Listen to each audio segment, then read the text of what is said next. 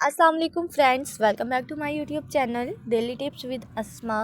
आज के इस वीडियो में हम आपको बताएंगे ज़ारा नाम के बारे में। ज़ारा नाम के लिए लकी कलर और लकी डे। नाम है ज़ारा। ज़ारा नाम का शुमार लड़कियों के नामों में होता है। ज़ारा एक इस्लामी नाम है। ज़ारा नाम की इब्तदाई तारीख अरबी ज़ुबान से निकलती है। ज़ारा नाम के अफराद के लिए खुशकिस्मत नंबर 6 माना जाता है। माहिरीन के मुताबिक ज़ारा नाम की लड़कियां बहुत बातूनी होती हैं। ज़ारा नाम का मतलब है आजिज़ी इख्तियार करने वाली।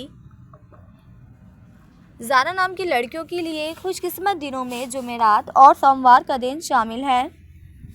ज़ारा नाम के अफराद के लिए मुवाफिक रंगों में पीला और सफ़ेद और सब्ज़ रंग शामिल हैं। ज़ारा नाम के अफराद के लिए मुवाफिक पत्थरों में सब्ज़ पत्थर शामिल है। खुशकिस्मती वाली धातों में हिंसों के हिसाब से कांसी शामिल है। फ्रेंड्स, अगर आप अपने नाम का मतलब जानना चाहते हैं तो कमेंट बॉक्स में अपना नाम लिखें।